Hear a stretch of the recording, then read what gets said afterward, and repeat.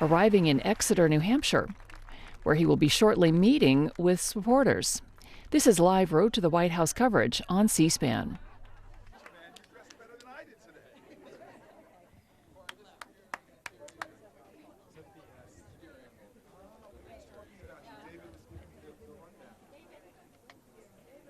Hello, Exeter.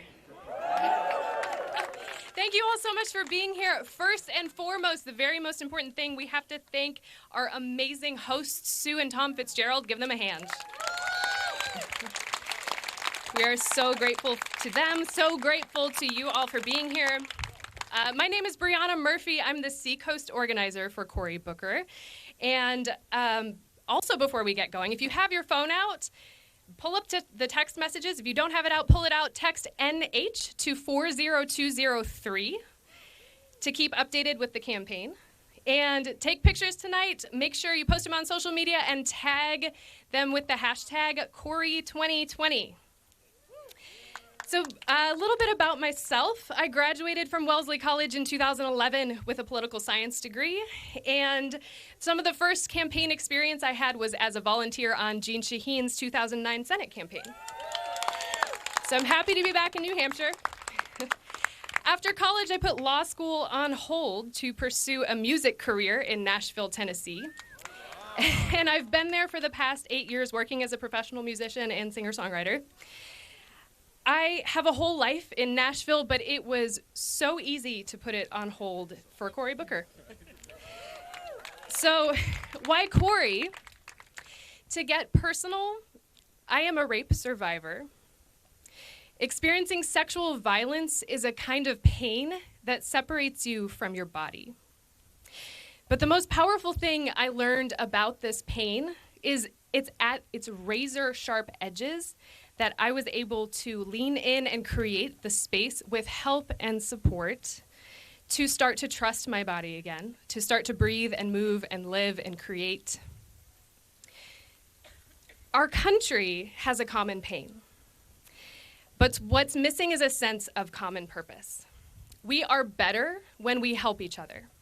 The history of our nation is defined on collective action. Our collective body is currently separated from our collective desires because of this pain. We have a common desire to live in a safe and prosperous nation. We have a common desire to end crises like gun violence and like the opioid addiction and like the tragedy at our southern border.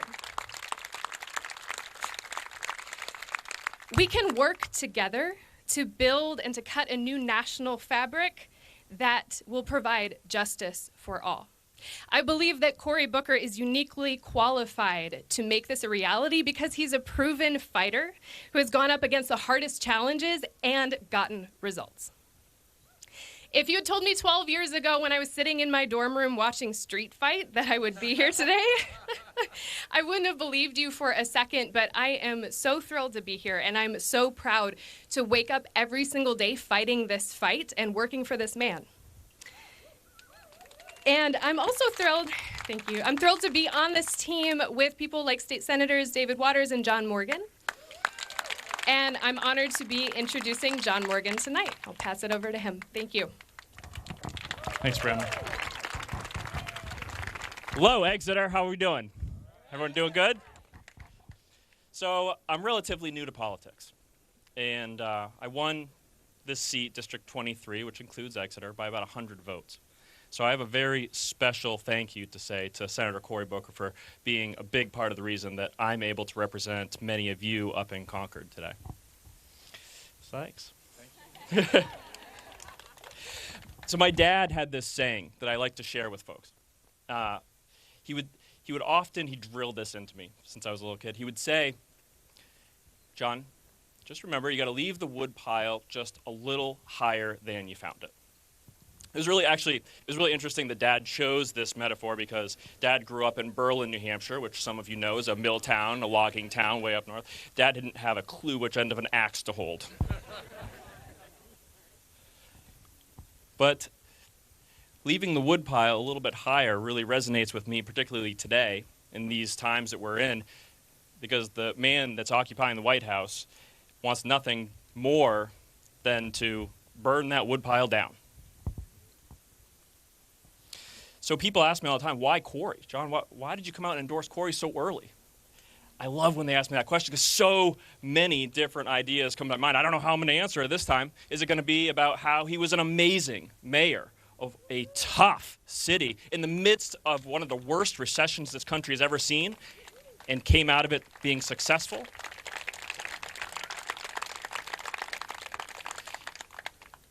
Maybe it's going to be about how he has shown such incredible leadership in the United States Senate, particularly being willing to sit down with folks from the other side to pass historic criminal justice reform in this country. Thank you for that. Maybe it's about the grit and resilience that he has demonstrated after decades of service in New Jersey politics, something that is not easy for the faint of heart. Did you all know that he unseated a mayor who was incumbent for 29 years and was as corrupt as they come? If that is not resonant with you right now, I don't know what is.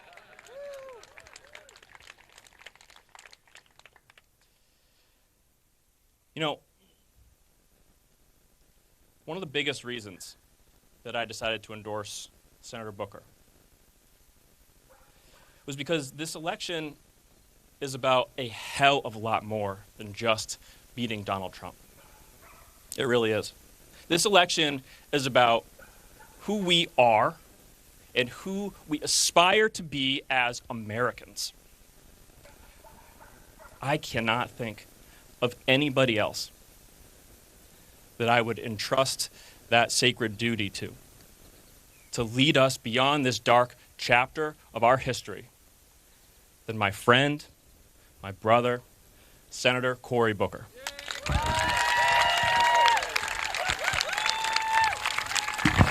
Thank you very much. Thank you very much. This is kind of awesome. I want to say a couple things. First of all, Sue and Tom, who opened up their home for me and for all of us, that's just extraordinary that you would create a space for community to come together. Would you please give them a round of applause? And there they are. And I'm just going to out Sue because you are a Jersey girl. You were born in Maplewood. And I think that they wanted me here because they know sometimes I start sweating when I'm talking, and they have a pool right here. So I just want to say you guys heard from one of our mighty organizers here. And it's not easy to stand in front of crowds, period. When I was a younger person, that was my biggest fear in life, was speaking in front of crowds. You see how you draw fears to you in life. But she just stood up and she not only talked about why she's endorsing and supporting me and working so hard, but she told her own truth. In a nation that still has failed in believing people when they come forward and tell their truth. And for her to take her pain and channel it into purpose, to stand up and understand that we in a nation need to listen to each other, need to understand each other, and more important, we need to address the persistent injustices that exist. Would you please give her one more round of applause as well?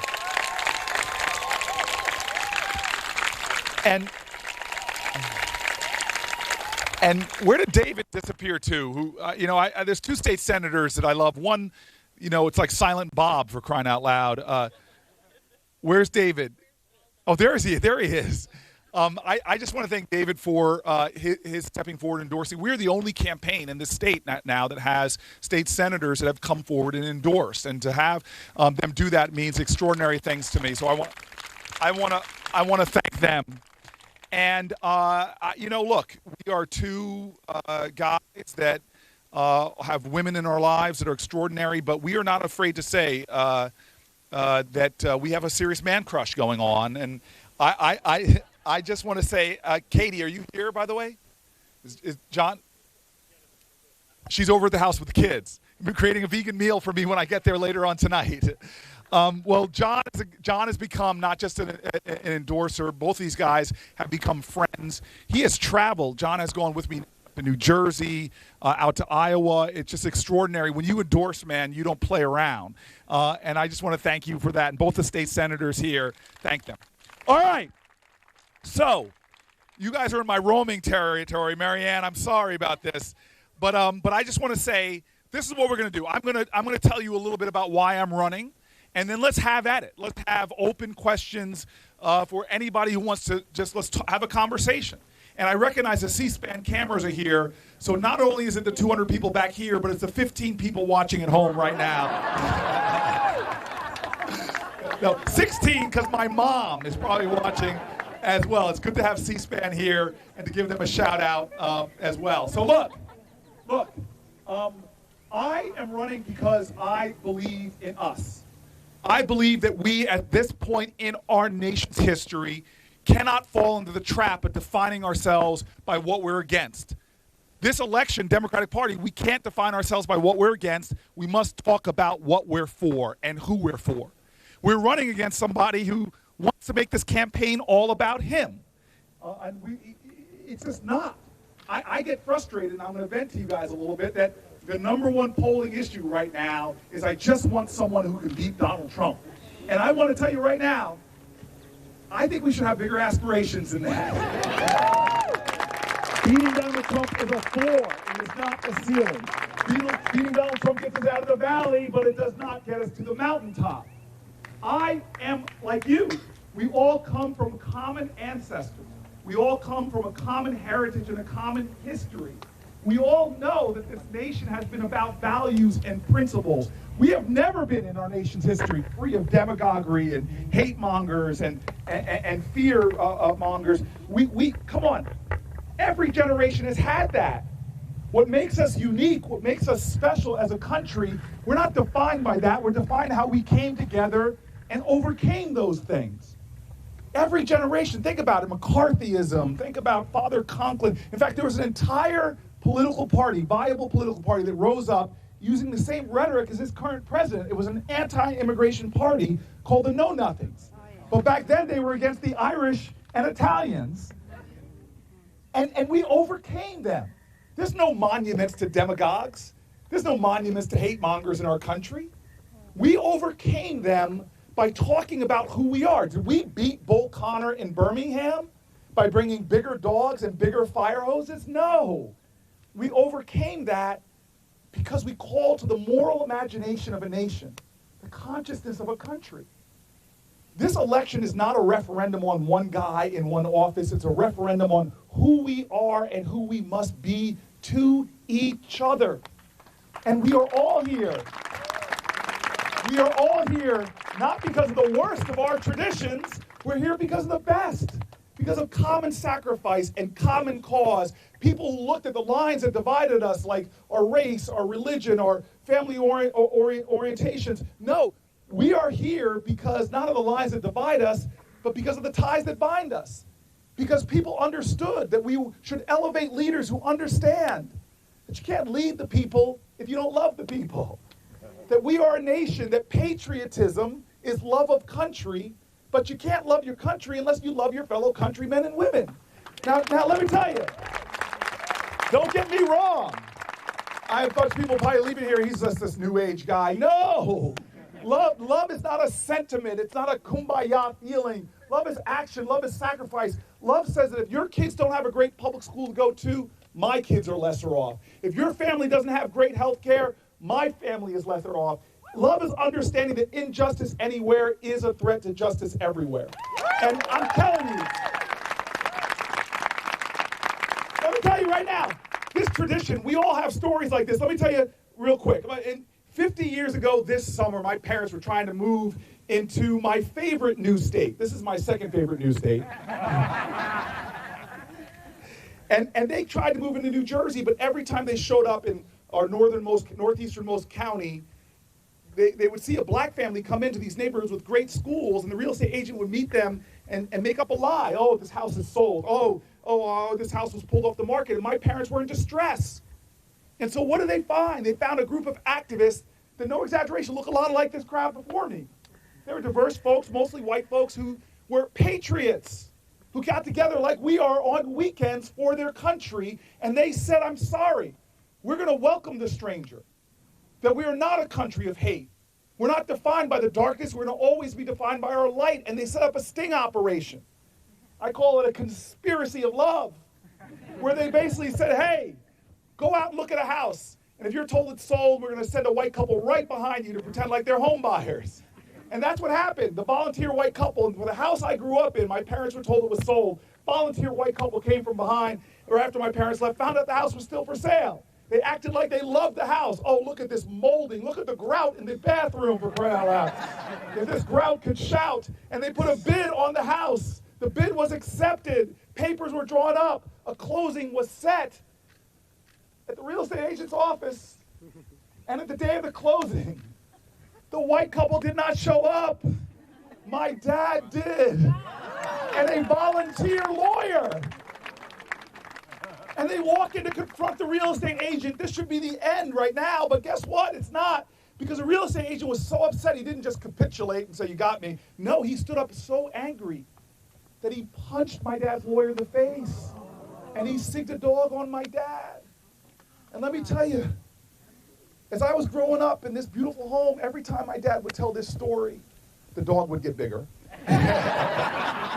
Eventually, he's like, boy, I had to fight a pack of wolves to get you in this house. You better appreciate what you got. So it won't surprise you. After I went off to Stanford, Oxford, Yale, my dad's not impressed. He's like, boy, you got more degrees in the month of July, but you ain't hot. He wasn't impressed until I moved to the inner city of Newark, and my first job was what? Fighting for people's housing rights as a tenants' rights lawyer, because people fought for my housing. I can't pay it back. You got to pay it forward. That's not my story. This is America's story.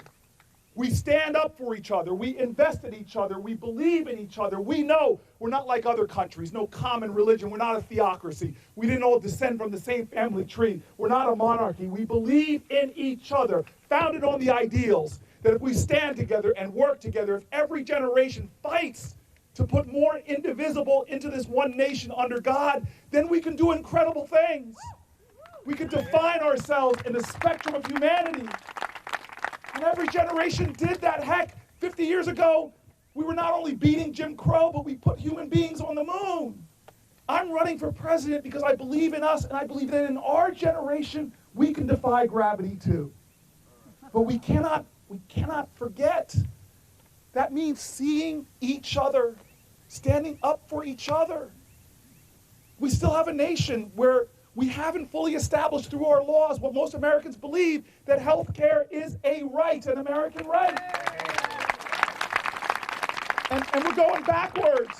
In my dad's day and age, they believed in folk. They believed if you work a full-time job, you shouldn't be in poverty. The minimum wage back then put you above the poverty line. Y'all try to do it here in New Hampshire with a $12 minimum wage, because right now you're below the poverty line. There's not a county in America that you could work a full-time job at minimum wage and afford an apartment, a two-bedroom apartment. Not a county in America. This is why the issues that I'm running on are not just intricate policy plans, they just stand for common sense, right? That we treat each other with respect and dignity. We don't lock you up if you have a mental illness or an addiction. We get you health care and help. This is why it's common sense that we call ourselves, literally we sing the song Home of the Brave, but it's common sense to say, wait a minute, we have a crisis in America if 10% of our homeless people are the brave and veterans themselves. This is why a lot of my policy starts with that idea, raising the minimum wage, massively expanding the earned income tax credit so that every person in this state, literally 150 million Americans, working Americans, would get a tax break. And understanding that in America, we've got to see the struggles of each other. Everybody here, most of you here, know somebody who may be home right now taking care of someone with Alzheimer's, a special needs child, working around the clock. They don't qualify for the earned income tax credit now, but if I'm president of the United States, they too will get a credit from the government to make sure we support them and their hard work. It means if you're born in this country as a birthright, you should. In a tax code that right now prioritizes giving tax breaks to people with money to create more money, we should say a birthright in America is that every child has an interest-bearing savings account. My baby bonds bill would put $1,000 into the accounts of every child.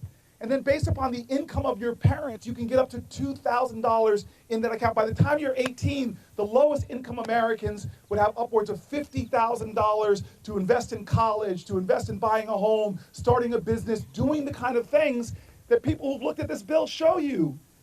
Deal with wealth inequality, racial wealth inequality, to create everybody with a foundation for success. Renters in America, there's too many towns where people are being priced out of where their families have lived for years. We need to have tax credits targeted towards them as well. If you're paying more than a third of your income on rent, you should get a break. I could go on, and I hope we get into policy here, but if you want to know the theme of why I'm running, it's this idea that we have to invest in each other again. We have to stand up for the common good and the common purpose because our competitors are doing it. Look around the globe and you'll see the cost of college in Germany is between 0 and 4% of the median income. The cost of college in Canada, Trudeau.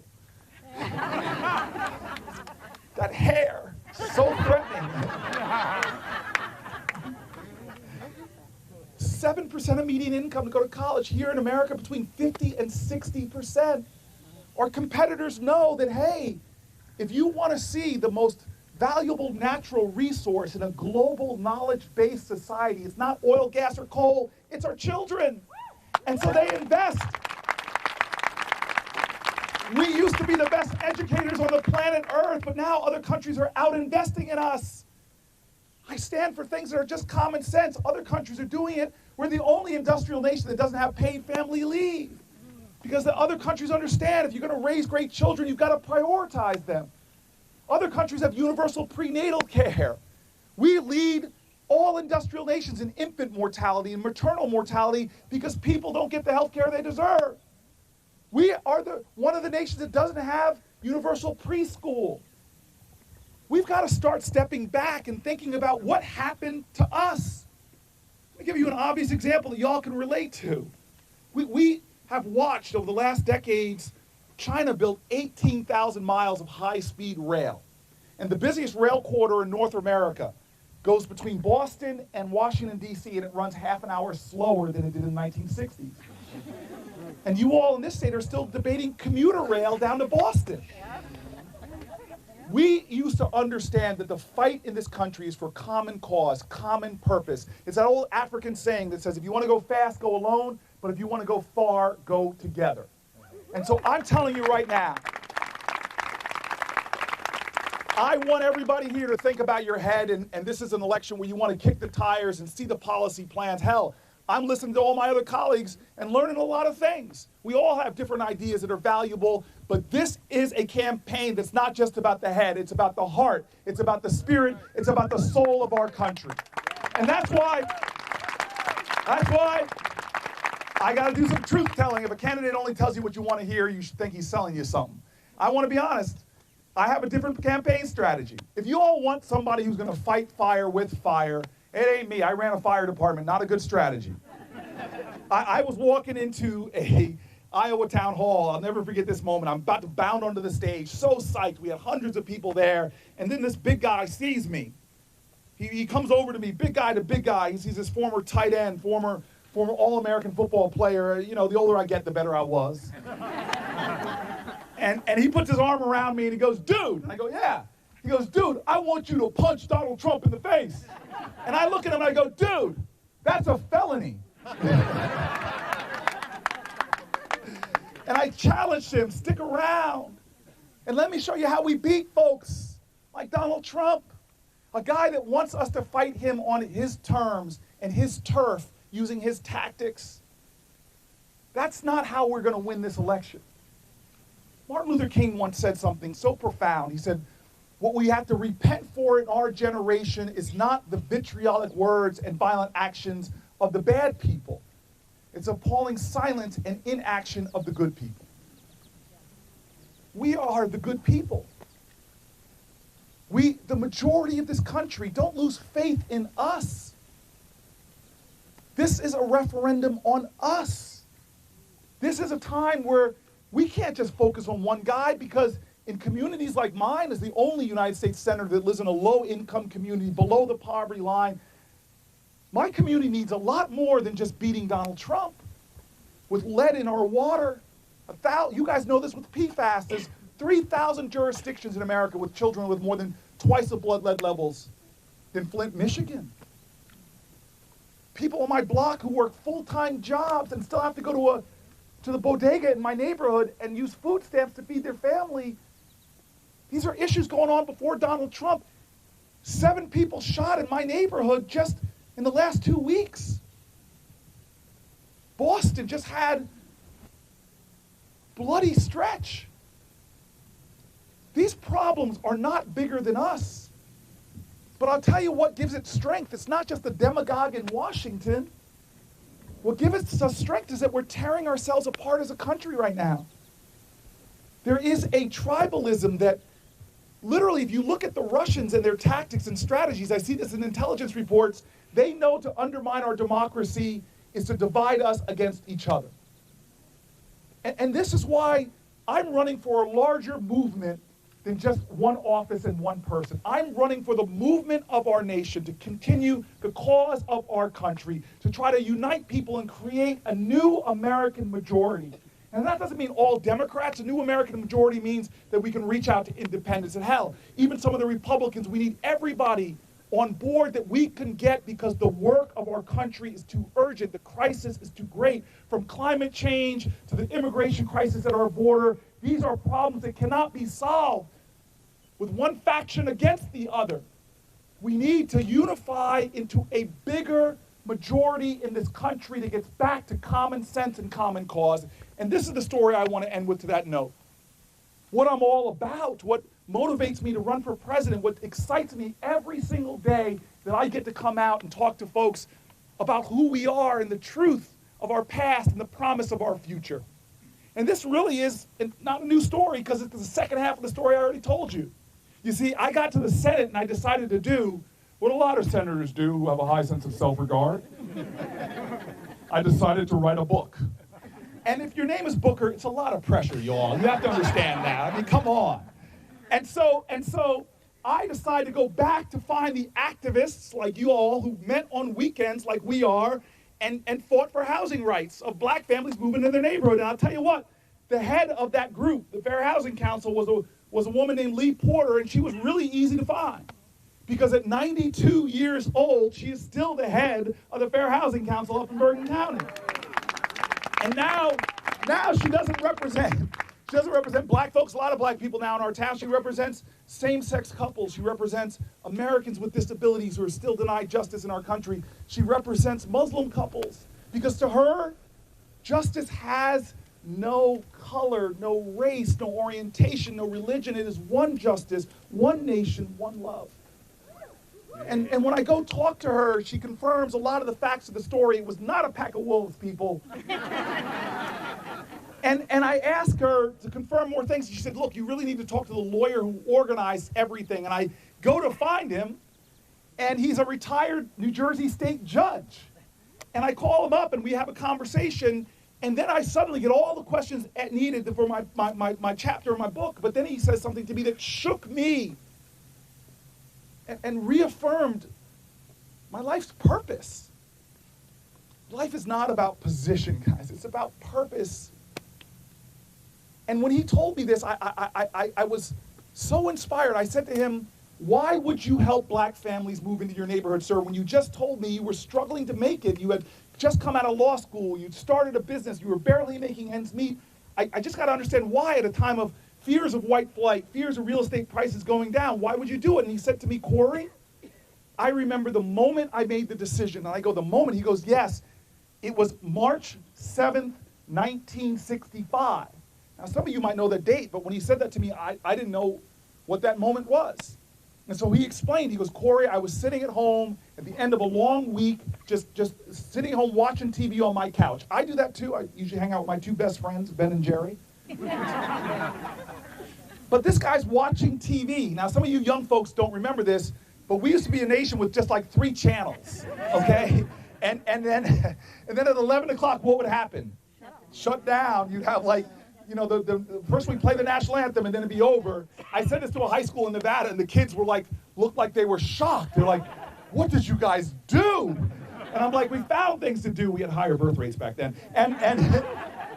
And so he's sitting there watching TV, and because it was just 3 channels, I confirmed looking up what he was watching. Most of America was watching a TV movie called Judgment at Nuremberg. Some of you are starting to remember what happened that night. Is that they broke away from an ongoing movie because of something that was happening. They moved away from that movie to show a bridge in Alabama called the Edmund Pettus Bridge. You see, these marchers had started in Selma and were trying to go to Montgomery, but they get stopped on that bridge by Alabama state troopers who wouldn't let these civil rights activists pass. And then this man on a couch 1,000 miles away in New Jersey was horrified about what happened next. This is why they call it Bloody Sunday. Because they shot tear gas at these marchers, and then those state troopers stormed in, some of them on horseback, others just wielding their billy clubs, and savagely beat these marchers. One of those marchers has always been my hero. Now he's my colleague. Yes, his name is John Lewis. And John, you guys can applaud him as long as you want.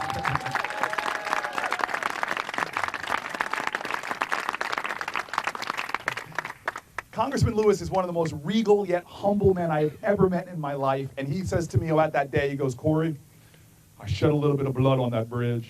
And I go, Congressman, no, you had your head cracked open. He had to be carried back to the church because he was unconscious, bleeding profusely.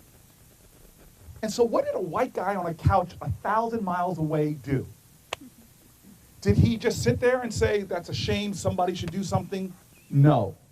Did he allow his inability to do everything to undermine his determination to do something? No. He stands up and says, I am a patriot, and patriotism is about love, and love is not lazy. Love is not complacent. Love does not sit on the sidelines of history.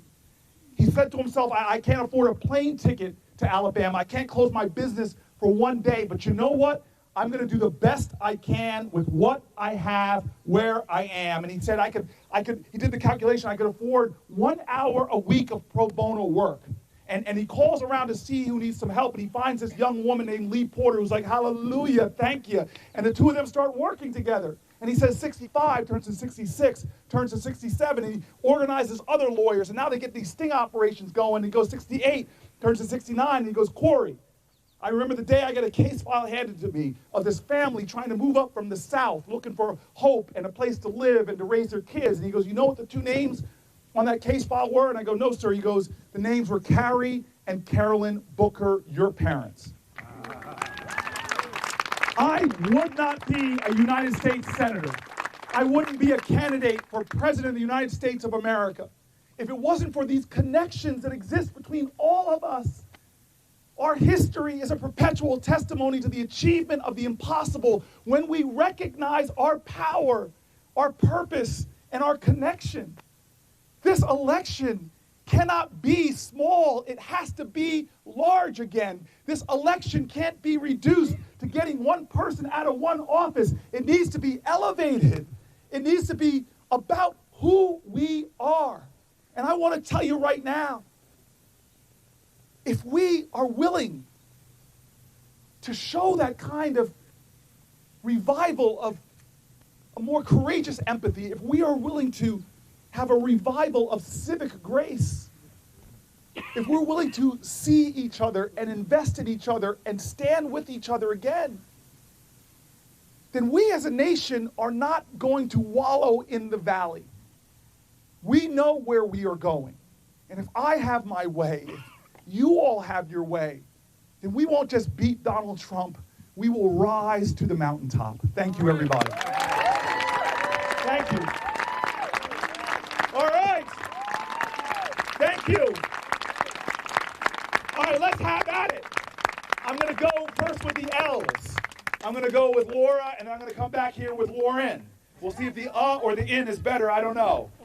Go ahead, Laura. Thank you, Senator. Well, I feel like we're running out of time to act on climate change, and I'm here to ask, will you make addressing the climate change crisis one of your top executive priorities on day one in the White House? So I'm going to tell you a different answer to that question than you're going to expect. What was the question? Okay, I'm sorry. The question she asked, how is it that a guy this handsome is not, doing modeling? No, I'm sorry, sir. She asked, will I make climate change one of my top priorities as the president? And I said to her, that's a great question, but I want to answer in a way she might not expect. First of all, I want to caution everybody. Most of the people running have 10, 20 years in public service. And one of the questions you say, we're running out of time now? We were running out of time 20 years ago, when there was still a consensus of scientists back then. And so one of the first questions you should ask folks is, what you been doing about this issue? Now, I was a chief executive back when another president, I think, betrayed the cause of this country, which is to defend itself against the coming crisis, and didn't join the Kyoto Accords. Remember those that Bush did not bring us in? But I didn't just sit there and say that's a shame. I actually got up and said, I'm a mayor of one of the largest city in my state. And I reached out and worked with mayors of other large cities, and we said together in conference, we actually are the majority of the carbon footprint of this country. All of us have to come together in our own climate accord, and I helped to lead a movement not to make climate a separate issue. This is the thing about your question. I said that climate will be how we deal with every issue in our city. Every single thing we do, we're going to do the lens of the climate. And so we did creative things. I said, hey, we got these prisoner reentry programs for ex-offenders. We're going to put them to work greening our city. And we created permeable surfaces and gardening. I said, hey, we have jobs programs in the city. Well, it's time to shift those towards clean energy jobs. We actually got kids into solar panel installation. We got union jobs, environmentally retrofitting buildings, lowering our carbon footprint. If I am your president, climate change will be the center of every single policy and issue we deal with. And what do I mean by that? That means our agricultural policy, our big farm bills will have incentives in there to plant cover crops, to pull carbon out of the air. That means our procurement processes. Some of you all know when big companies change their supply chain requirements, like Walmart said no more antibiotics in chicken, it forced every company to change their policies. Well, we actually are the biggest, this is a great, they're just throwing water at you for crying out loud. We actually are some of the biggest business-to-business institutions there are. Military supply chains, we should write into our procurement regulations, literally policy clicks that if you get more of a chance of winning a contract, if you are green. We have so much leveraging power in every department I have. Now let me give you one more thing. I'm sorry, this is where I get a little cantankerous. Do not applaud a presidential candidate on our side of the aisle that says, I'm going to rejoin the Paris Climate Accords. On foreign policy, that's the floor. You shouldn't be allowed in this campaign if you're not pledging to do that. What we need to do is more on foreign policy. We give hundreds of billions of dollars in foreign aid. Every one of those dollars should be conditioned and leveraged to get other countries to join on a climate plan. Our trade policies should keep workers and climate at the center. If I'm your president, that's how I'll operate. Our alliances. If NATO is about the common defense, dear God, NATO's policies have to be about the greatest immediate threat that we have, which is climate change. And so I'm going to make sure that every lever, that this is not a separate issue. Everything we do is about climate change. And this is why Greenpeace says the two best candidates in this race on climate are me and Governor Inslee. All right? Yes.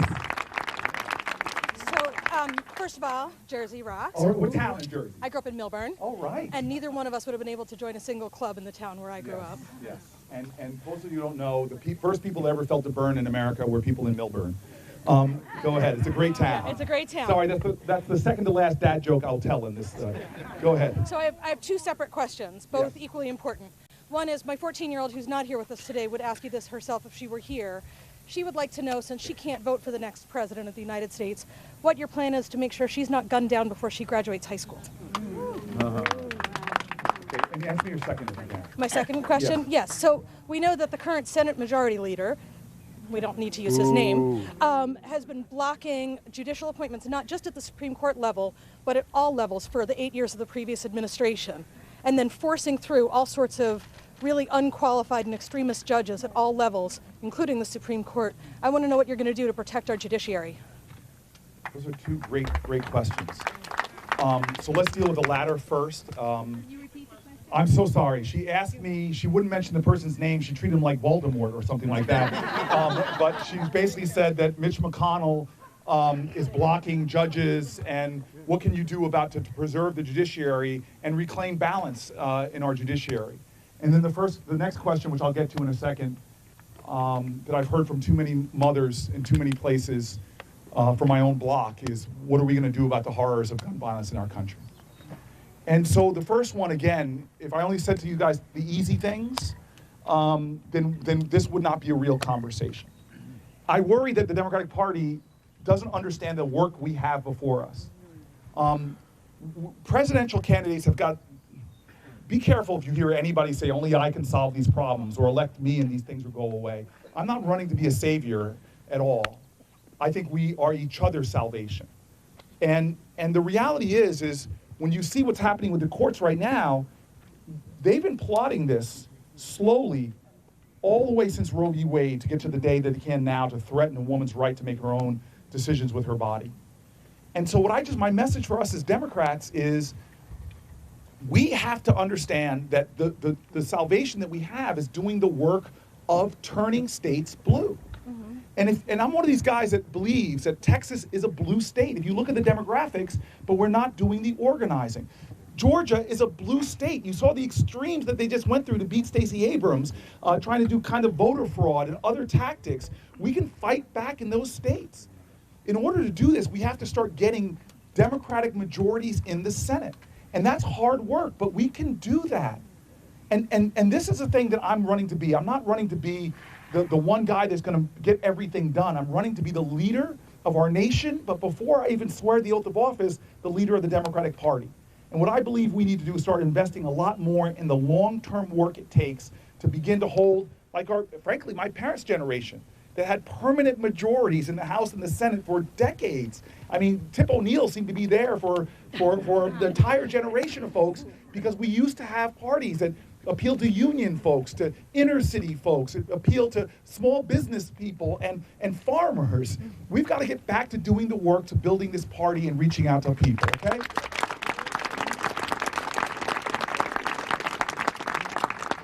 So this second question is tough for me, and I want to say thank you, especially the Moms Demand Action folks that are here.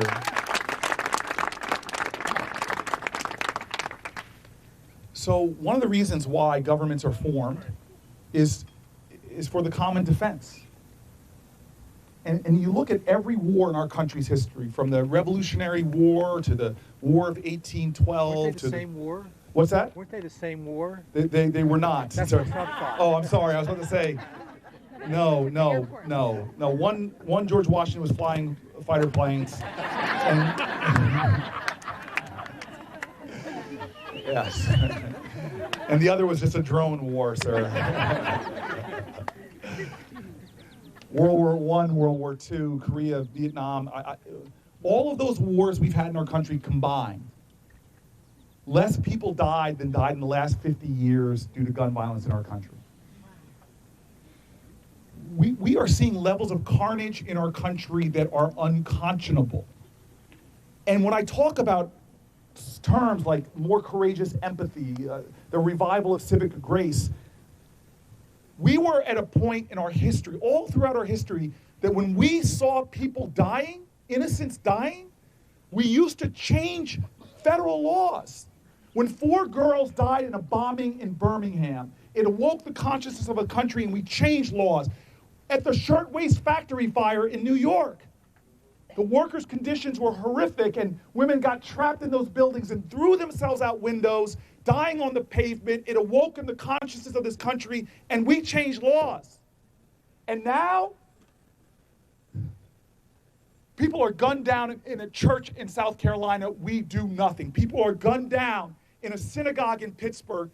We do nothing. In a nightclub in Florida, we do nothing. In a concert in Las Vegas, we do nothing. Our children in our schools are shot under desks, and we do nothing.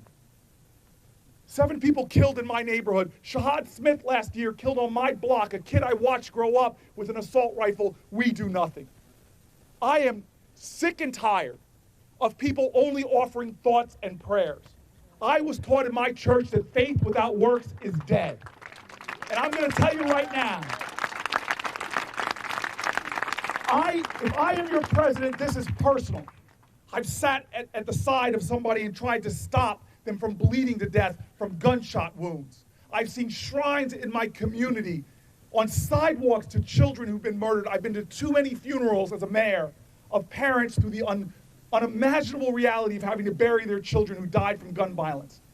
If I am your president, I am going to bring a fight to this issue that the corporate gun lobby and the NRA can never imagine. And we are going to pass common sense gun safety and end this epidemic once and for all. All right. All right, I've gone to the left of the crowd, to the center of the crowd. I am a Democrat, but I got to go to the right over here, sir. Peter, come on, give it to me. Senator, 10 years ago, I first heard you speak at George Washington University. Oh my gosh, yes, sir. And today I heard you speak and say essentially the same thing. Yes, sir. Which makes you the very rarest of politicians, a politician with a moral and ethical conscience. But leaving that aside, what distinguishes you from the other field of candidates? Besides, I'm the only 6'3" bald black guy running. Besides that,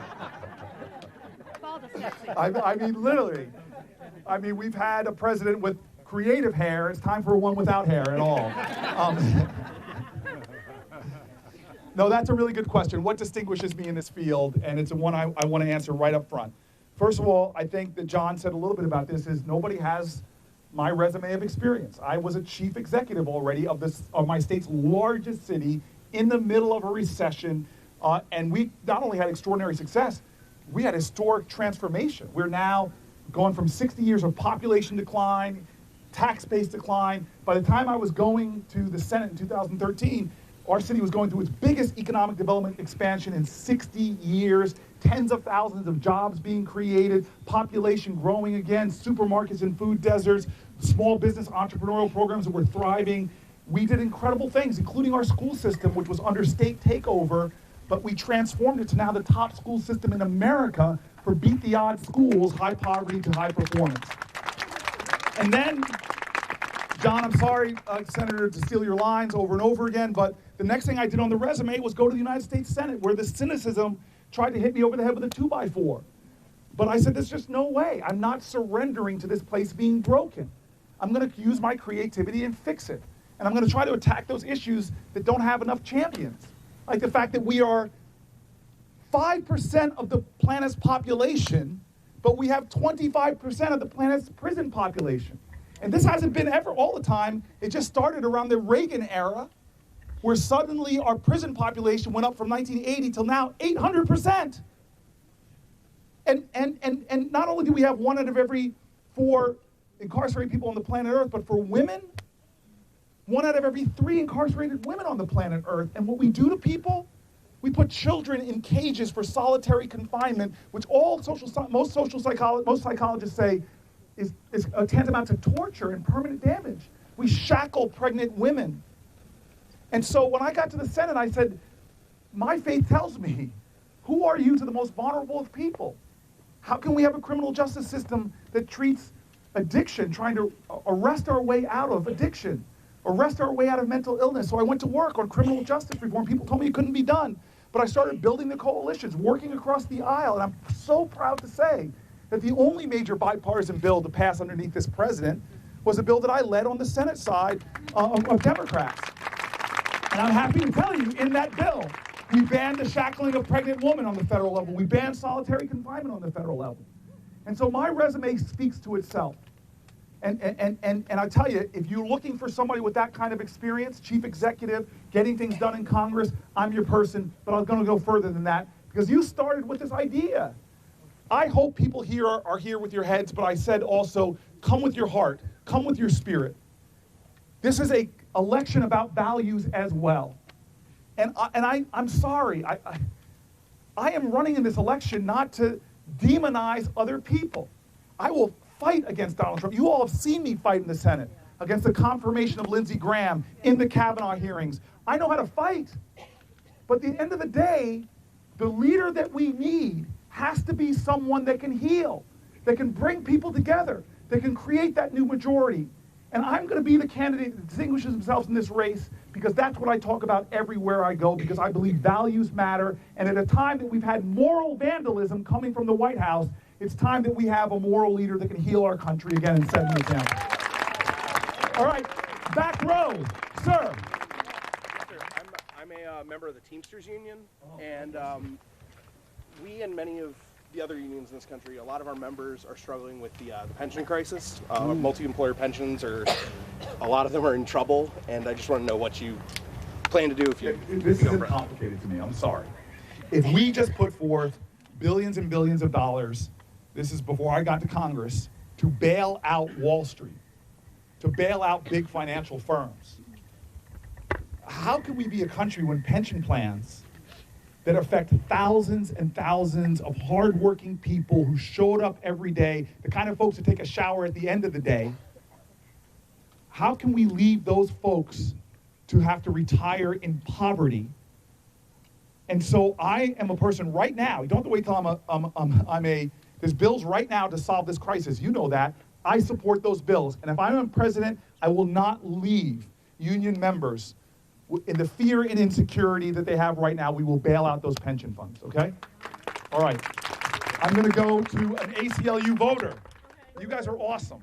Hi, my name's Annabeth, and obviously I'm an ACLU voter. Okay.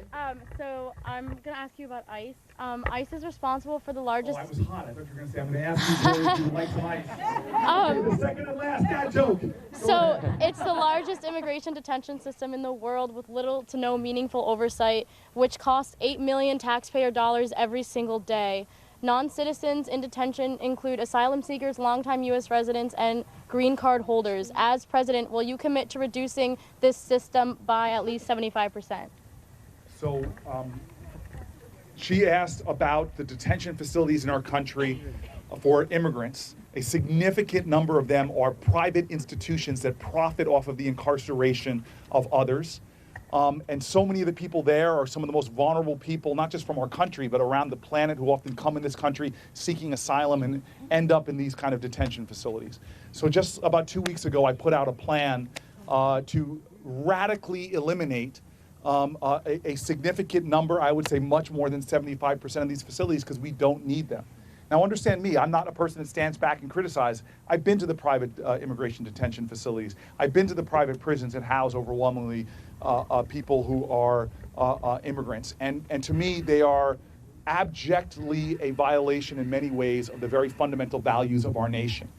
And this is a president that's been telling us a lie, that somehow we need to, in order to be safe, to throw kids in cages. Somehow in order to be safe, we need to separate children from families. Somehow to be safe, we need to privatize prisons and incarcerate people. That is a lie.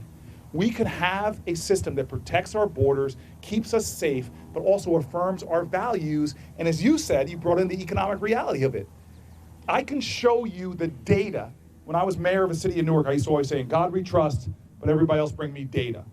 I can literally show you the data of the Obama administration that show that if you do immigration enforcement through the civil system and not the criminal system, you can actually save dramatic amounts of taxpayer dollars, not violate people's human rights, and have 100% compliance with court dates and the process of evaluating people for asylum.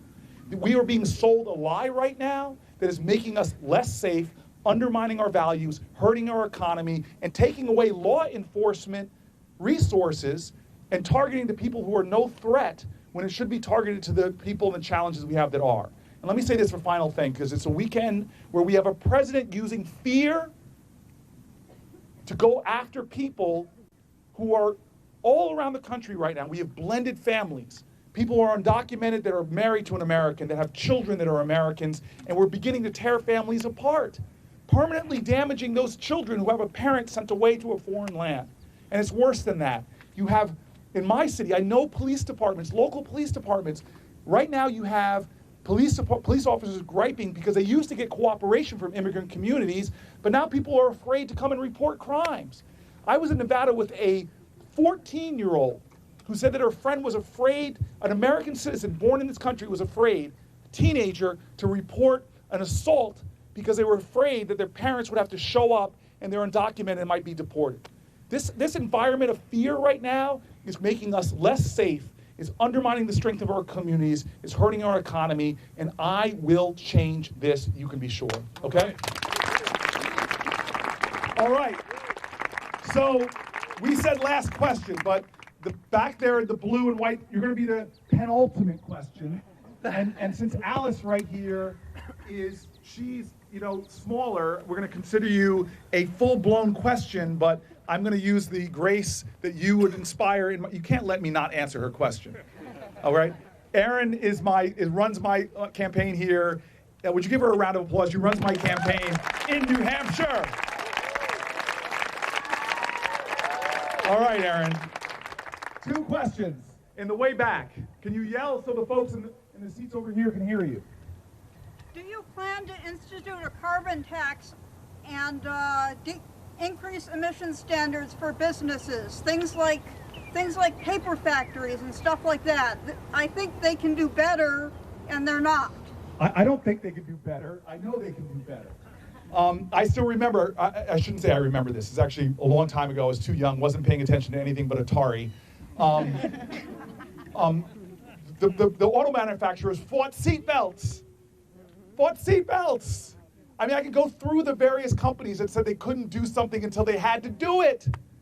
I mean, right now you see insanity from tech companies that say they can't protect us from the foreign interference in our elections. And I mean, there's so many things that corporations tell us they can't do until they have to.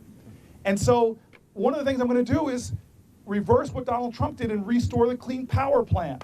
But more than that, a lot of these factories are actually violating laws and polluting communities. This is why I formed the Environmental Justice Caucus in the Senate, because I believe that local communities should be able to sue about their air quality to people that are causing the problems.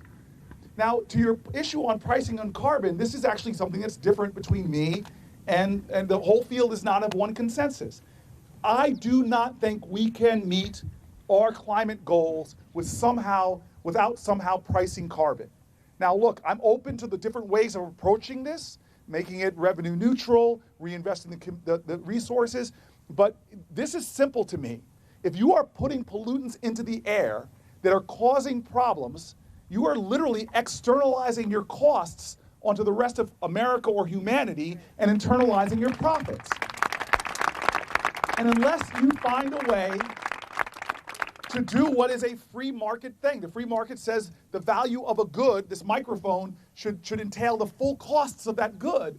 So I don't see a way we're ever going to solve this problem without some way putting a price on carbon, and you're going to see us coming forward with the plan, but yes, I do support that, okay? All right.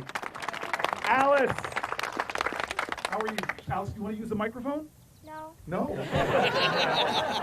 All right, Alice, go ahead.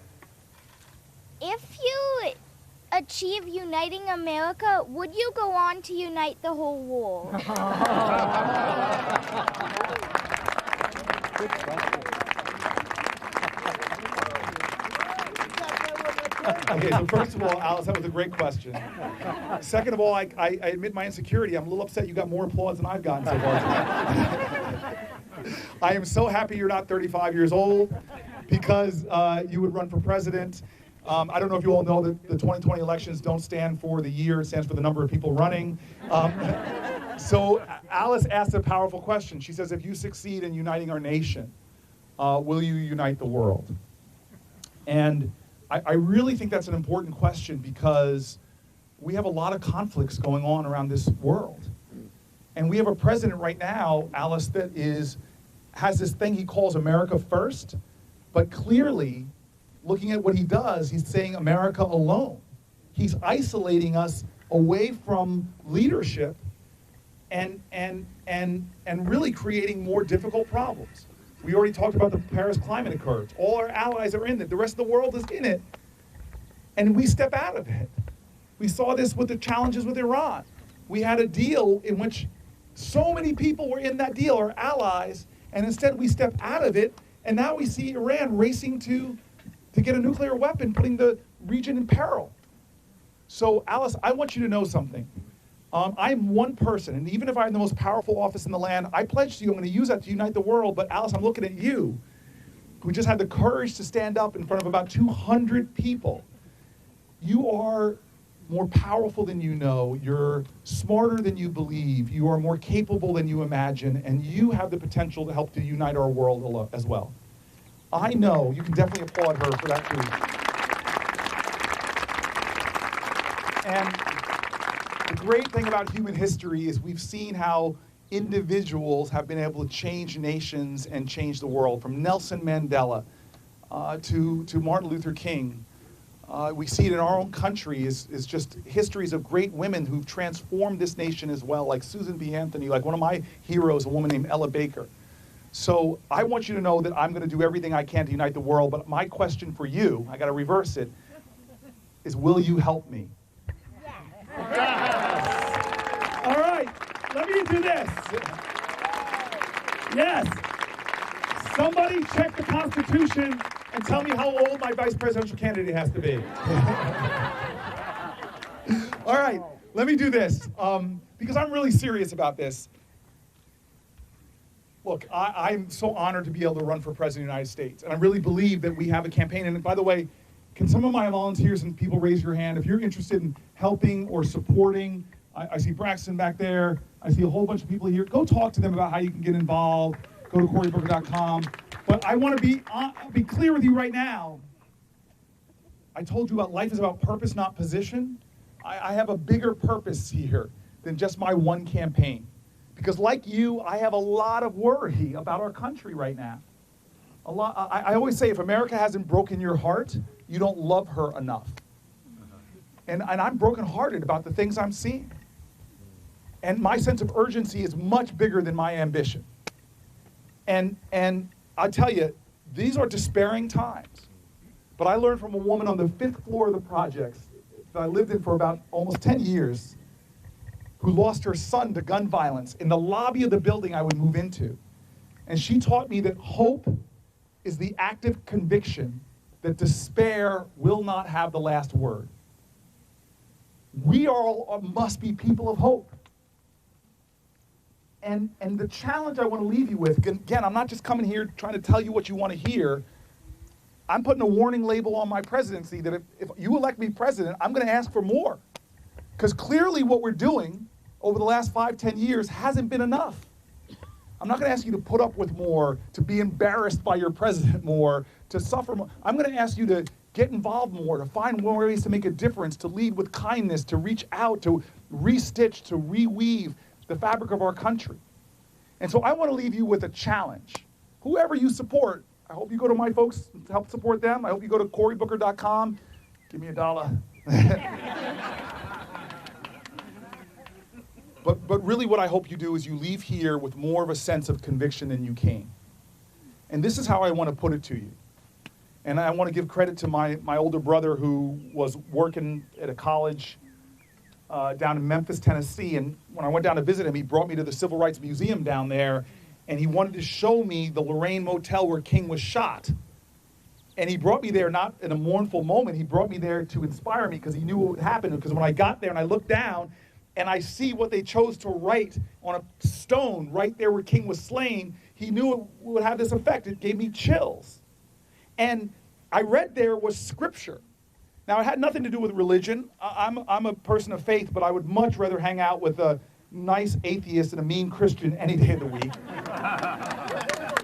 I'm like one of those folks, before you tell me about your religion, first show it to me and how you treat other people. But they chose scripture to write there, not anything to do with religion. They chose scripture to write there. I know immediately when I read it, because they, not honoring King, they wanted to challenge us.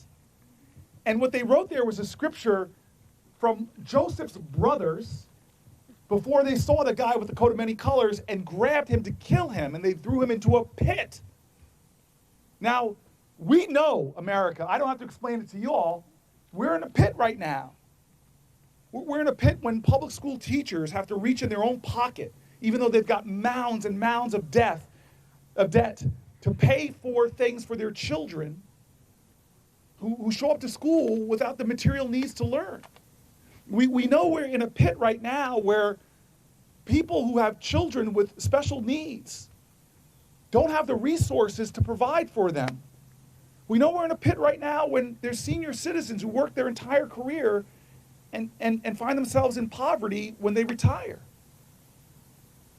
And so for those reasons and so many more, when I read that block of stone, I knew what the challenge was, and I want to leave it with you. What it says there, the words of Joseph's brothers, it says, "Behold, here cometh the dreamer. Let us slay him and see what becomes of the dream." My challenge to you, my question to you is, what will become of the dream? The dream that our ancestors fought for and struggled for and died for. What will become of the dream? The dream that inspired generations before us to take on the hate, to take on the bigotry and defeat it with love, to defeat it with common cause and will and grace. What will become of the dream? That people died from beaches in Normandy to Goodman, Cheney, and Schwerner in Mississippi. Will that dream become diluted? Will that dream become diminished? Will the dream, God, will it become divided against itself? Or will we answer the challenge and say that I too dream America anew?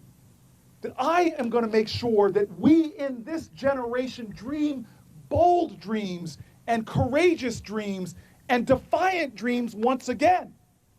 That the great days of American history are not behind us, but that we, the dreamers, will defy gravity again, that we will rise up again, that we will get to the mountaintop again. And I promise you, if we, small group that we are, stand up with a conviction, leave here with a determination, press on with an indomitable will, that we will reclaim the dream. And that we as a nation will not have our best days behind us, but we will, like Scripture says, be a nation where justice rolls down like water and righteousness like a mighty stream. We will not die in the pit, but we will rise up to even greater glory. Thank you, everybody.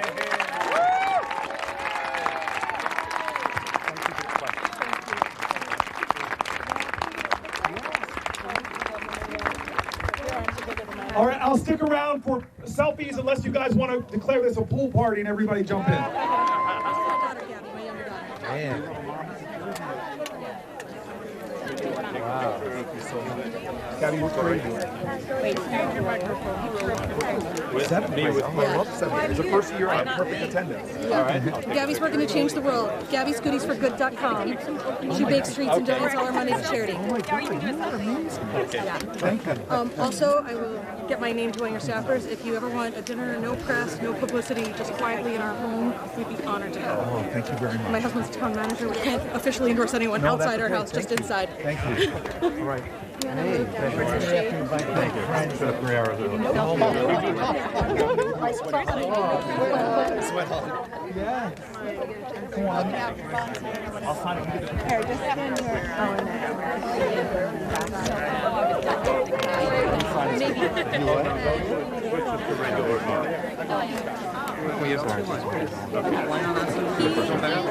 I love it. Well, let's start off on a high note. Just got through. And it's Marina. Marina. She's like, my wife here was a Soviet refugee. No, I so dapper. So thank you so much for speaking There about is it. nothing. I noticed Everyone's jealous of me. I used to have a red afro.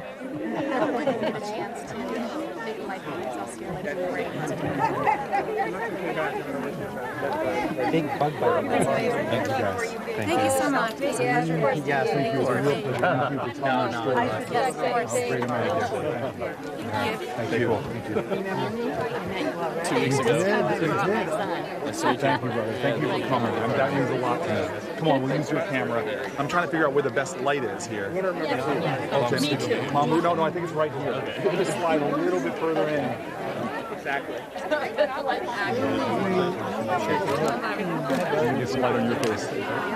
Okay. Do you want to grab him next? Yeah. Larry, hold on, we'll do it right here. Oh my gosh. I have a message for you. From Josh Thompson. Oh, yes. Yes, he's my nephew. His wife is my niece. And he said, I sent him a photo of you. He said, tell Cory to get tight.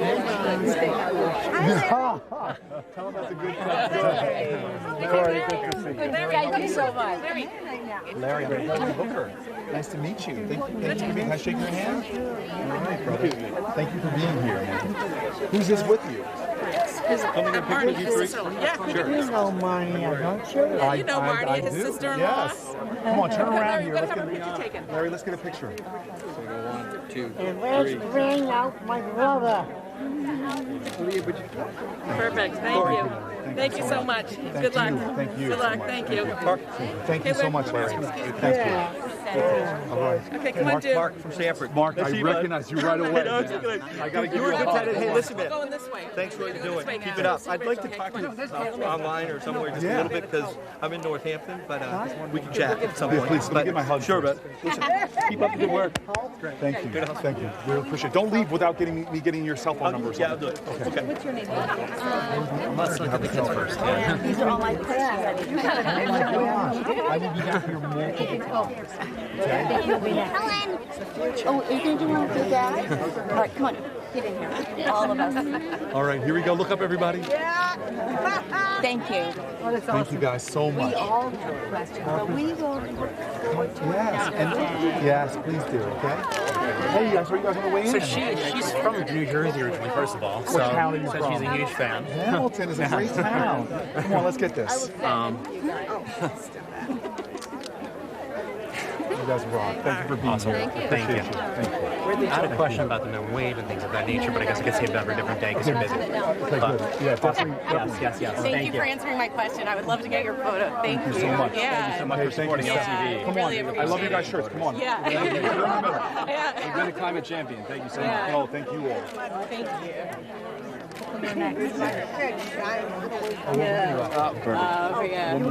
Awesome. Thank you so much. so Thank you much. so much. Thank you. We're the George Washington. I heard you. Sorry. I misspoke. Yes, I remember that. It was a windy day, though. Yes. Then it was 40. Thank you for your question. It was really generous. Well, it was important. I mean, No, thank you. I don't want to be in there. I don't want to be in there. Great. And what was the graduate's name? Sam Martin. Sam. who now is in law school, is a solid Democrat, and wants to work for environmental studies. Okay, hold on a second. Hey, Sam, it's Cory Booker. I know you had to listen to me at your commencement, but I'm back again. And this time I'm hanging out with some folks. We have a much more closer conversation than we did last time. Thank you for standing up for our environment. It's an urgency, and I know you know that. And I wish you the best in using your law degree as a servant, and the way that our traditions of our country are, from Alexander Hamilton all the way up to some of the great lawyers right now that every single day are working for justice. I know you're going to be that person. Take care now.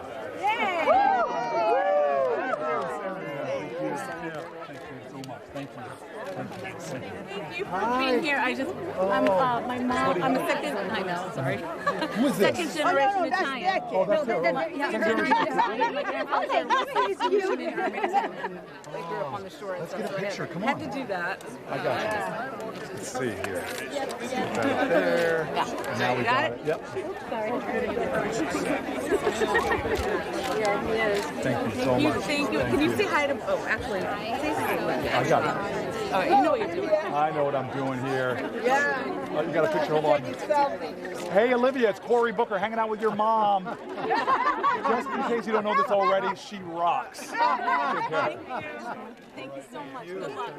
Hi, Cory. You need to come to Newmarket. Town of Newmarket. And we know where Newmarket So is. who's on your team that we can take a By picture with? myself. By yourself is all right. Look over here. Look up here at the camera. Thank you so much. All right, who are you, sir? That's your mom there? Grandson. Grandson. All right, can you take a picture? All right, fire away real quick. What about plastic straws? I think that we are in a crisis with the plastics that are going into our oceans, and we must reduce single-use plastics like straws.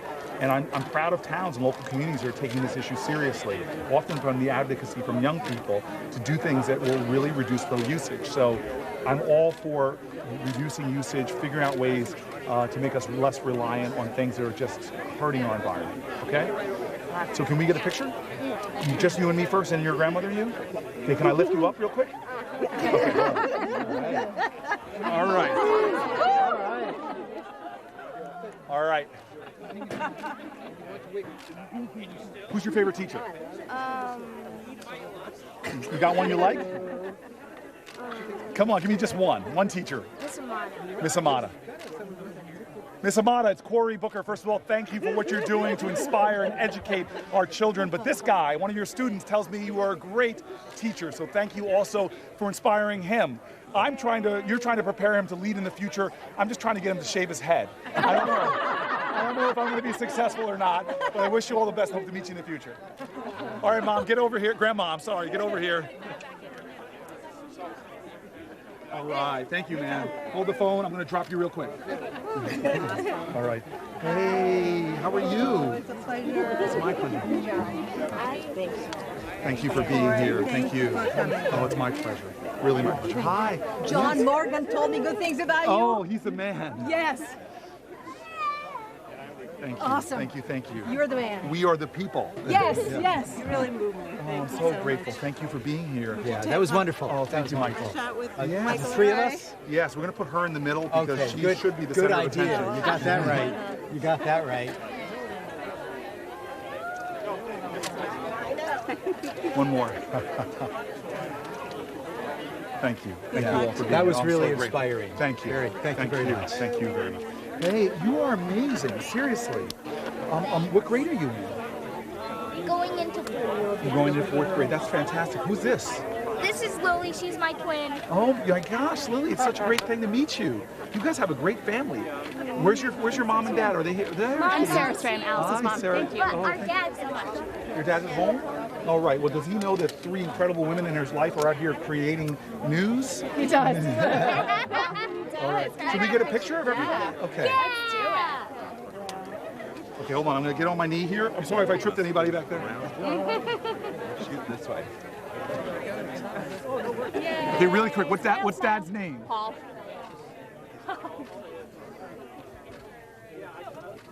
Yo, Paul, I am blown away, man. You are seriously probably one of the luckiest guys on the planet for having 3 people like this in your life. 2 great daughters and an incredible wife. They were the hit of the event. And your daughter here got more applause than I did, for crying out loud. Just wishing you all the best. These are going to be extraordinary leaders of the future. In fact, I think they're already leading themselves now. Bye-bye now. All right. Thank you, All sir. right. Thank you. Thank you. All right. Hi. All right. I see that Dartmouth hat. Yeah, my daughter's a doctor.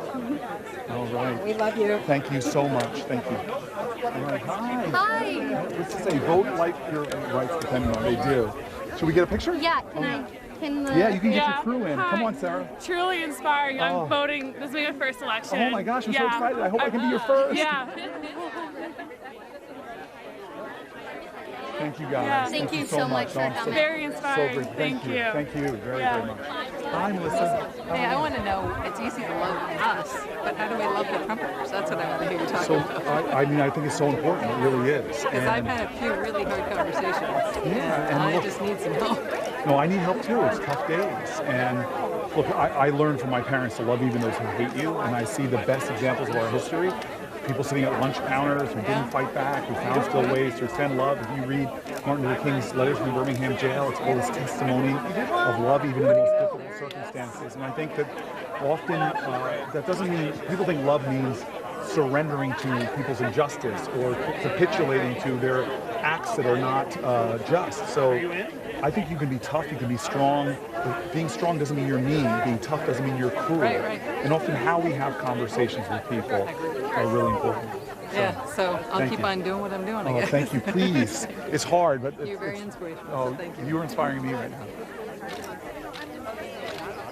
Thank you. Thank you so much. Thank you. Hi, Senator. Hey, Vince, My name how is are Vince. you? Very good. Can I get a picture? Yeah, Vince, thank you for serving in a leadership position. Where's our sunlight? Sorry. Thank you. Thank you. I just got back from New Jersey the other day. I was visiting my dad. All right. Give your dad my best. I down will. there. Thank you. Hi, Becca. Hi, I'm just starting to get into politics, but I love how passionate you are. Thank you. And I really appreciate that passion in any human being, and someone who wants to run our country with that passion is like... Thank you so much. I so appreciate that No, passion. thank you so much, Becca. Let's get a picture. Yes, please. All right. You see this C-SPAN camera right here? Wave. Hello, everybody. Hello, world. Somebody 15 can't. people. No, somebody can't sleep tonight, and I hope your insomnia. I hope this helps put you to bed tonight. Okay. Awesome. Thank you very so much. No, thank you. I'm going to still hug. Yes. Good luck. with Thank you so everything. much. Thank you. Can I get a picture? Mary, yes. A friend of mine directed me to your podcast you did with On Being. And Yes. that sold me on you Oh right my gosh, there. thank you. The love is what it's all about. Thank you. That's it. And so I so appreciate you just putting it all out there. All right, let's face C-SPAN here. Yeah. Thank you so much. Thank you. You very got my vote. Oh, thank you so much. David, how are you? Good. We're Oh, Oh, wow. Thank you. Yes. Oh, my God. Thank you. Can I give you a hug? Yes, sir. I want you to win. Oh, God. Thank you, sir. Thank you so much. Yes, absolutely. Thank you. So it's nice to see someone like yourself fighting for us. I think you can unite people. Thank you. You can run Newark. Yeah. You can run the country. I believe that we are going to do those things Yeah. together. Come on. David, get over here. Let me just wipe this one more time. Okay. Yeah. Thank you. Thank you. Very much. Thank you. I will. Thank you. We got your back. Thank you. You're a tight end, very important position. Yeah, thank you for knowing that. I'm so sorry, man. Yeah, good way to Good to see you. Thank you, Cory. Thank you very much. Yes. Hey, Victor, how are you? Inspirational. Thank you. Thank you. Yes. Where are you all from originally? Kenya. Kenya from Massachusetts. Oh, all right. Thank you, guys. Yes. Thank you for being here. Can I get a picture with you? all? Yeah, sure. Okay, come on, let's do it this way. Oh, no, get on the other side, man. I lost you over there. I lost you over there. There we go. Thank you both. Thank you. No, thank you. You encouraged me by being here. Good luck. Thank you so much. behind you. Thank you so much. Thank you. Oh. Moms demand action. Thank you for your emphatic answer. Oh, thank you. Thank you very much. It's, Heartfelt and emphatic. yeah, Appreciate it. I'm Thank grateful you. for what you all Thank do. you. These red shirts showing up at every one of these, We're trying to be everywhere. keep in people's faces, because Yes. this can't be just a sideline. It can't be surrendering to a limited lobby. So thank you. There's so much work that needs to be done. Yes. We also have someone right here that wants to take a picture. Right here. And also with my Well, I'm going to do it here first. Yeah. Can you get in the picture real quick? I'm sure. Yeah. Okay, come on. We're representing Maine, Massachusetts, and New Hampshire. Oh, I love that. Okay, now you're Thank you're you. on. Okay. Okay. I'm going to hold on. I'm going to stand between the red. Yep.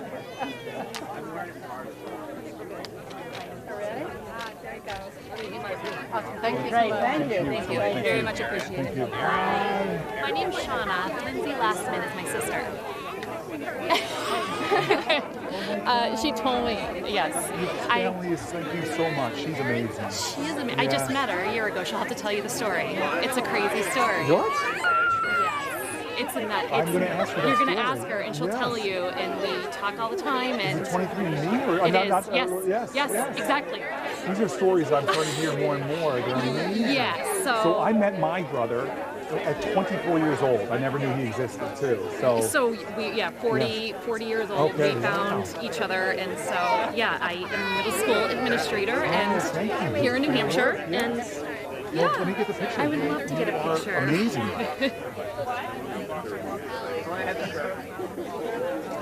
All right. Thank you. Thank you. I will. Yeah, she I'm was gonna ask her, texting me. yes. She's like, "Tell him I said hi." Thank you. Hi. Thank you so much. Somebody asked me the other day when they called for your campaign, "Is Cory on your short list?" And I said, "Well, I haven't heard him speak yet." And you shot to the top. You're amazing. Yes. Thank you. So much. Thank you. Let's get a picture. That's the real.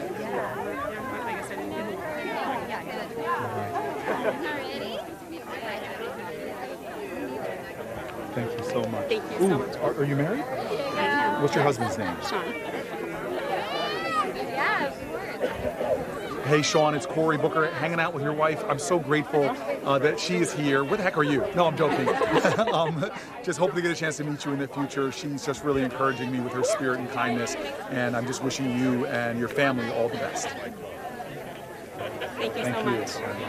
How are you? I'm good. I'm from New Hampshire. I ran for state rep in 2018. I'm going to run again in 2020, and I care about water issues a lot. Basically inform people on situations that companies are looting, and also when people's wells are being drained, and when they have to restore their wells at a great cost. And I want, I need to help people understand it's not just an issue in the background, that people are going bankrupt because of these types of things. Yeah. Not to mention their health. Their health. Cancer clusters, other diseases, lead poisoning, like I mentioned. So that's why I formed the Environmental Justice Caucus, these better tools to deal with this. Exactly. And so my friend and I do this just for pastor, who also has a big issue with dealing with this big company that's come in. And they've basically taken the water rights, and a lot of companies that build pipes, that lay down the pipes, so they can basically make money off of hooking people up to water that they're going to be able to have rights to. And I feel that that's just so unfair and wrong. Well, I hope that, Sean, you'll keep fighting, and I hope that you will get elected one day. Yeah. I just thank you very much for your inspiration. Thank you for inspiring me right now with your determination. Thank you. Thank you so much. You are awesome. Thank you so much. Thank you so much for your answer. And I also wanted to just thank you for your work with affordable housing. So I volunteer with Habitat. It's such an important issue. Your grandmother worked. Yeah, my grandmother worked for Legally. Oh my gosh. The one from over So years I and just years and wanted years. to. That's amazing. Is this your spokesman? This is yeah. I'm her dad. You must be very Nice to proud. meet you. Oh, very, very proud. Yeah, really nice to meet you. Oh, nice to meet you too. Can we get a picture of the three of us? Then just you and her because you're doing it for her project. Okay, you're on the other side. Oh, We'll put her I'm in the sorry. middle. Yep, there we go.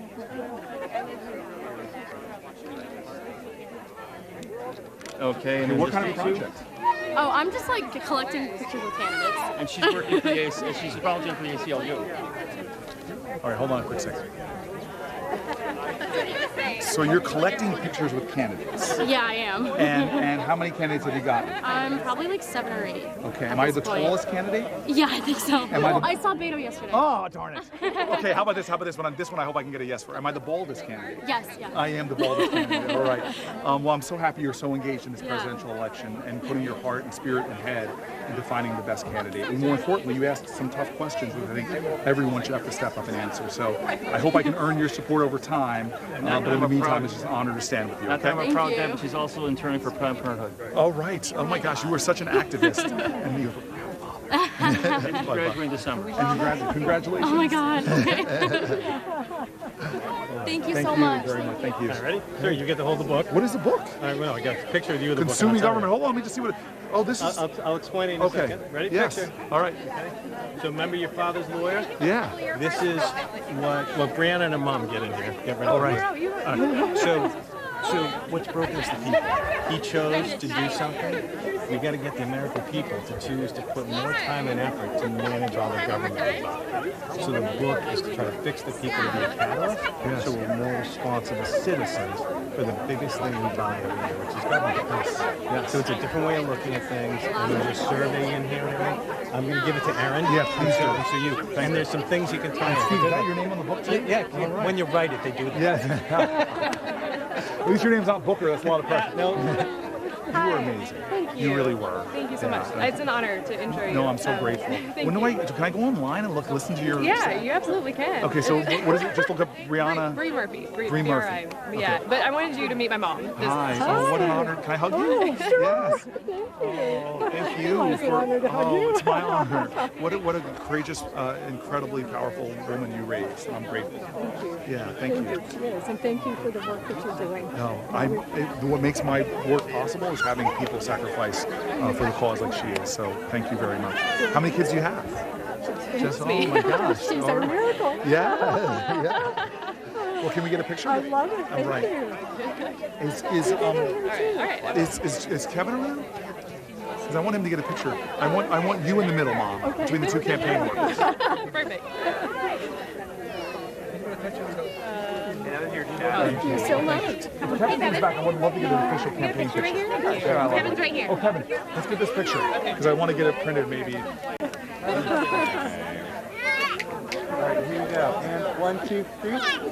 Thank you. Thank you. Thank you so much. Thank you. Thank you. Hi, Senator. Hi, I'm Greta. Greta. This is Tara Kane, my son. Thanks What's for your all your work. Tara Kane? Oh, I like the name. Yes, I know a lot about it. Yeah, I know. Not my chief of staff, but I have a lot of staff members, 2 staff members from the so. I wanted to follow up on Homestead. I was down there witnessing the campaign when the debates were, and a lot of candidates came out, so we miss seeing you. But are you willing to commit to coming out and bringing visibility to the Homestead for the largest? I'm more than just bringing visibility. I want to end it. Shut it down. That's what we should be calling for, is the ending of that. We do not need it to keep us safe. In fact, we'll be safer if we have policies that make it non-necessary. I've been to Homestead. I've been to Fallon's detention centers. I've been to ones in the interior United States. These are things that we do not have to do to human beings in order to keep ourselves safe. And the private prisons that we were talking about before. So we have a plan on our website that's about the virtual elimination of a lot of these detention centers. We have time to look at it. Please do. Would you do a message to the witnesses just to tell them that you're working on it to shut it down? Yes. They're there now, long term. Oh my gosh. So I'm really grateful for all the people in Homestead, Florida. We were just discussing your cause to shut facilities like that down is urgent and necessary. And God willing, we will create the kind of change in our federal government in the coming 2 years that gives us the power and the authority to have immigration policies that affirm our values, that affirm human rights, that do keep us safe, but also understand that our safety and security stems from our values and our ideals. And so your work you're doing right now is so, so important. And I wish you all the best.